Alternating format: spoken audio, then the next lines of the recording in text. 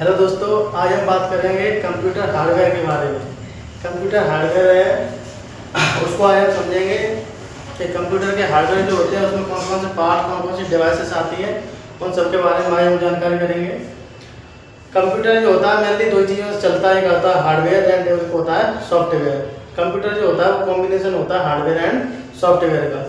तो कंप्यूटर का जो हार्डवेयर होता है उसकी एक मैंने फुल फॉर्म बनाई है जिसमें आपका कंप्यूटर का पूरा ही हार्डवेयर कंप्लीट हो जाता है। उसको आपको याद करना है PIOS। इसको आपको याद करना है। PIOS का मतलब होता है, P का मतलब होता है प्रोसेसर, I का मतलब होता है इनपुट डिवाइस और O का मतलब होता है आउटपुट डिवाइस एंड S का मतलब होता है storage device. Input device, output device, processor and storage. सबसे पहले हम देखेंगे प्रोसेसर। प्रोसेसर जो होता है वो आपका हार्डवेयर ही होता है जो कंप्यूटर के मदरबोर्ड में लगा होता है। ब्रेन ऑफ द कंप्यूटर वो हम प्रोसेसर को ही बोलते हैं। प्रोसेसर जो होते हैं वो दो टाइप के हमें देखने के लिए मिलते हैं मार्केट में। एक होता है AMD का एंड एक होता है इंटेल का।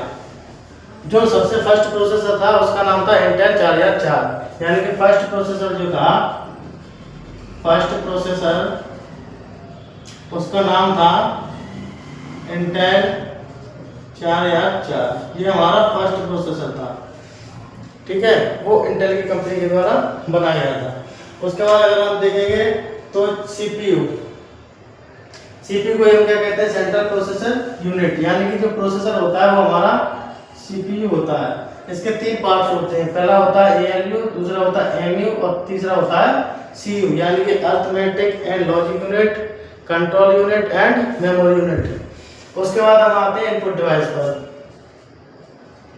इनपुट डिवाइस जो होती है वो कंप्यूटर में कौन कौन सी होती है जो कंप्यूटर को इनपुट देने का काम करती हैं। कल मैंने आपको ये बताया था कि कंप्यूटर में कोई भी चीज़ यानी कि डाटा जो दिया जाता है कंप्यूटर में वो कैसे दिया जाता है, इनपुट डिवाइस के माध्यम से। और डाटा जब कंप्यूटर से रिसीव किया जाता है, डाटा रिसीव, तो वो किया जाता है आउटपुट डिवाइस के माध्यम से। और बीच में जो काम करता है वो होता है प्रोसेसर, जिसको बोलते हैं हम CPU। ये प्रोसेसर जो बीच में काम करता है। इसी का एक पार्ट होता है MU, जिसे हम बोलते हैं मेमोरी यूनिट, यानी कि स्टोरेज। वो हमारी कहाँ है उसको हम यहाँ पढ़ेंगे, ठीक है। और एक पार्ट जो होता है इसका हमारा कंट्रोल यूनिट, ये भी हमें बताया था आपको, CU एंड एक होता है ALU। तो इनपुट डिवाइस का माध्यम काम क्या होता है, डाटा को एंटर करना, किसमें, कंप्यूटर में एंटर करना। डाटा एंटर करता है किसमें जाता है, कंप्यूटर में। और डाटा को आउटपुट यानी कि एग्जिट कहाँ से होता है, डाटा एग्जिट होता है आउटपुट डिवाइस के माध्यम से। तो पहले हम देखेंगे सारी इनपुट डिवाइस। इसमें अगर आप देखेंगे तो पहला है आपको इनपुट डिवाइस का नाम है वो है कीबोर्ड। कीबोर्ड जनरली जो होता है वो दो टाइप का होता है। पहला जो इनपुट डिवाइस है वो कीबोर्ड है, इसको दो टाइप से हम कैटेगरीज करते हैं। पहला होता है नॉर्मल कीबोर्ड और दूसरा होता है मल्टीपल कीबोर्ड। ऐसे ही माउस के भी टाइप्स होते हैं। अभी हम सिंपल पढ़ेंगे। माउस जो होता है ये भी आपका एक इनपुट डिवाइस होता है। जॉयस्टिक जो होता है ये आपका गेम खेलने के लिए यूज किया जाता है, जॉयस्टिक। लाइट पेन जो होता है ये टेक्स्ट को फॉर्मेट में यानी कि हार्ड कॉपी के टेक्स्ट को ये क्या करता है, सॉफ्ट में यानी कि सॉफ्टवेयर में या सॉफ्टवेयर में कन्वर्ट करने का काम करता है। वो होता है आपका लाइट पेन, यानी कि हार्ड कॉपी कन्वर्ट टू, या हार्ड कॉपी पर लिखे हुए जो भी टेक्स्ट होते हैं उसे कन्वर्ट करता है किसमें, सॉफ्टवेयर के टेक्स्ट में। उसके बाद होता है स्कैनर। स्कैनर क्या करता है, किसी भी चीज़ की कॉपी करता है, कॉपी करने का काम करता है, यानी कि हार्ड कॉपी को सॉफ्ट कॉपी बदलना। इसका काम होता है हार्ड कॉपी को सॉफ्ट कॉपी में बदलना। ये किसका काम होता है, ये होता है स्कैनर का काम। वेब काम का क्या होता है ये आपने बताया, ये सेम। वेब काम का क्या होता है, स्कैन करना, यानी कि किसी भी चीज को कैप्चर करना, वो कैमरे का काम होता है। वही होता है वेब कैम, जो आधार कार्ड के लिए किया जाता है। उसके बाद होता है टच स्क्रीन। जैसे आपने देखा होगा मोबाइल में आप क्या करते हैं, डाटा को टच करते हैं तो वो एंटर करने का काम करता है। उसके बाद माइक्रोफोन। माइक्रोफोन में क्या होता है, वॉइस इनपुट होती है माइक्रोफोन में। उसके बाद आता है आपका डिजिटल कैमरा। डिजिटल कैमरा जो होता है ये भी क्या करता है, डिजिटल कैमरा जो होता है ये भी इमेज को कैप्चर करता है, यानी कि कैप्चर इमेज को कैप्चर करने का काम क्या करता है, डिजिटल कैमरा। कैप्चर इमेज या कैप्चर वीडियो, शूट वीडियो, ठीक है। उसके बाद होता है ओसीआर जो होता है वो होता है ऑप्टिकल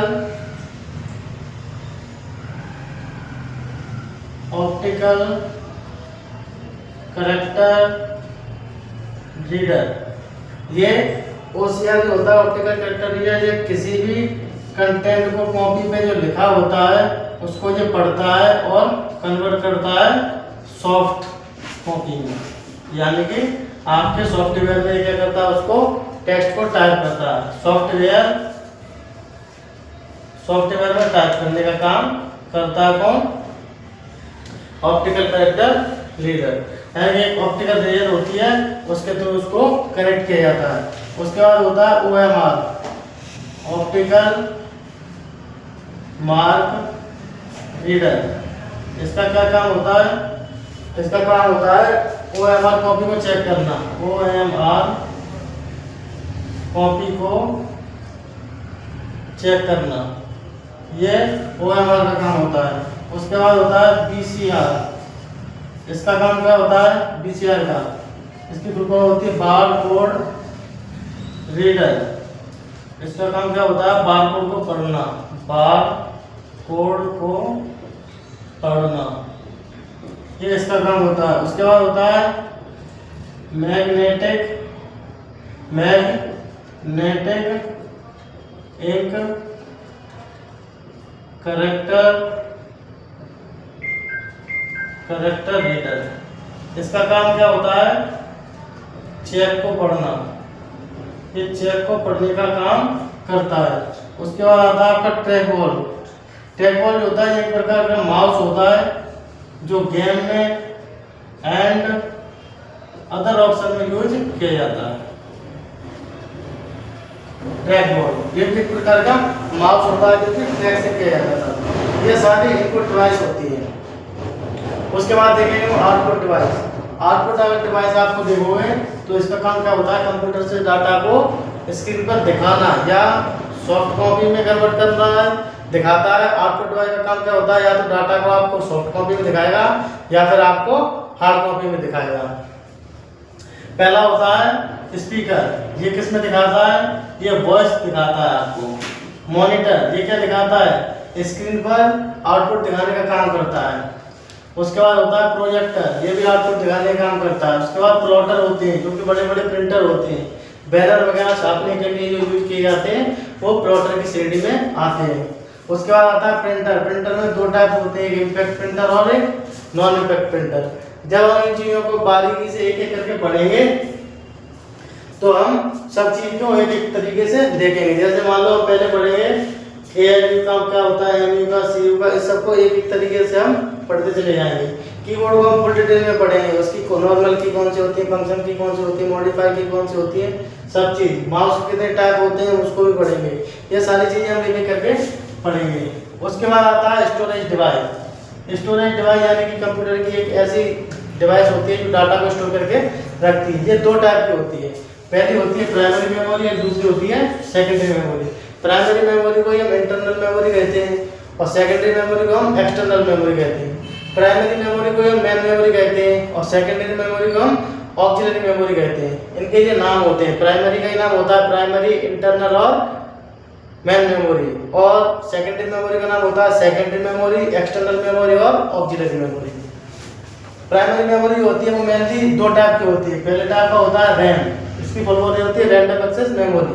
ये दो टाइप की होती है, SRAM और DRAM। उसके बाद आती है रोम, इसकी फुल फॉर्म होती है रीड ओनली मेमोरी। इसके तीन टाइप होते हैं। उसके बाद सेकेंडरी मेमोरी में आते हैं तो सेकेंडरी मेमोरी मेनली होती है एक ऑप्टिकल डिस्क होती है, मैग्नेटिक डिस्क होती है और एक हार्ड डिस्क होती है, फ्लॉपी डिस्क होती है, पेन ड्राइव होती है ऑप्टिकल डिस्क होती है, सीडी होती है। ऑप्टिकल डिस्क में ये आती है कॉम्पैक्ट डिस्क, यानी कि सीडी को कॉम्पैक्ट डिस्क बोलते हैं, डीवीडी को डिजिटल वर्सटाइल डिस्क बोलते हैं, और बीआरडी को ब्लू रे डिस्क बोलते हैं। ये जो मेमोरी होती है, ये सेकेंडरी मेमोरी होती है कंप्यूटर की, इसकी क्षमता स्टोरेज करने की ज़्यादा होती है। ये बिट से लेकर टीबी, जीबी, एक्साबाइट, जेंटाबाइट, योटाबाइट तक जाती है, यानी कि इसकी जो स्टोरेज करने की क्षमता होती है वो काफ़ी ज़्यादा होती है।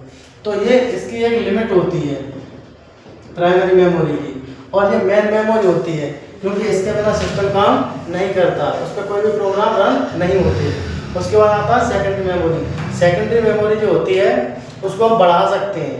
सपोज आपने किसी कंप्यूटर में 512 GB की हार्ड डिस्क लगाई, अब उसमें डाटा वो फिल हो गया, तो आप दूसरी हार्ड डिस्क भी लगा सकते हैं, नहीं तो फिर उस हार्ड डिस्क को निकाल कर आप डाटा को कहीं रख सकते हैं सेव, और दूसरी हार्ड डिस्क लगा सकते हैं। इस तरीके से आप उसकी स्टोरेज क्षमता को बढ़ा भी सकते हैं। लेकिन इसमें ऐसा नहीं होता है, इनकी कैपेसिटी होती है कि प्रोग्राम को रन करने के लिए काम आती है। ठीक है, तो अब हम आगे देखेंगे कल अपने आगे की डिवाइस जो भी होंगी हमारे कंप्यूटर की, उनको हम आगे देखेंगे कल से। ठीक है, ये हमारा कंप्यूटर का हार्डवेयर की क्लास थी। नेक्स्ट क्लास हम कल देखेंगे। धन्यवाद।